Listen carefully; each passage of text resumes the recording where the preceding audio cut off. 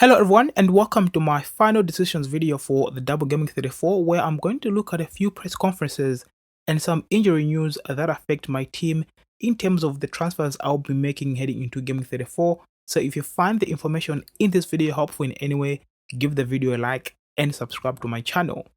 This is how my team looks. The plan was to make a goalkeeper change, transfer out Areola and bring in someone like Alisson who doubles in Gaming 34. As of today, I have a few more flags in my team, with Alex Moreno red flagged with a calf injury and expected back on the 4th of May, and of course Haaland who's yellow flagged with a 75% chance of playing. I think I'm forced to make a defensive change, so maybe Areola or Petrovic are the goalkeepers I'll have to go with in Gaming 34, since I'm only relying on transfers and I don't want to take a lot of hits. I'll make a transfer and I'll transfer out Alex Moreno, and the options are Trent Alexander-Arnold and Ben White, who both double in Gaming 34. When I listened to Klopp's press conference, he said that Trent will be checked after making his first start in over 2 months, and he was running out of gas, and with Conor Bradley sidelined for around 3 weeks, Joe Gomez is an option at right back. What that says to me is that maybe Trent may not be risked or his minutes will be managed against Fulham and Everton, so I'm at the moment leaning towards bringing in Ben White, who doubles against Wolves and Chelsea.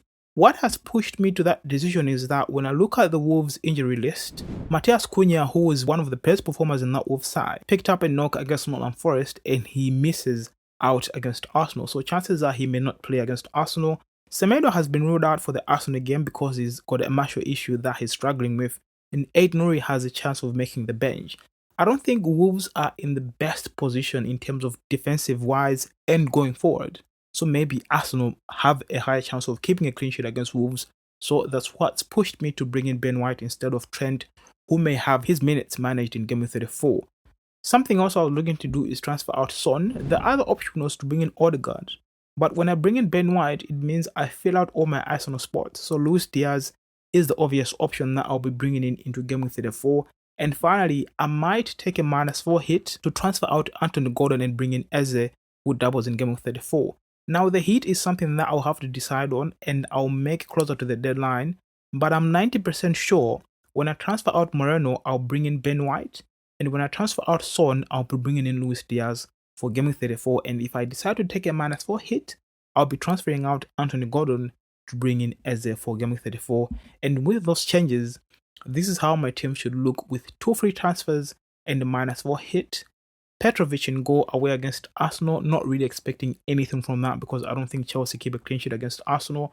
I'll have Fabian Schär, who plays away against Crystal Palace, Gabriel and Ben White with 2 fixtures against Wolves and Chelsea, Mo Salah and Luis Diaz, who I'm looking to bring in when I transfer out Son, with a double against Fulham and Everton, Havertz with a double against Wolves and Chelsea, and Eze, who I'm looking to bring in when I take a -4 hit to transfer out Anthony Gordon.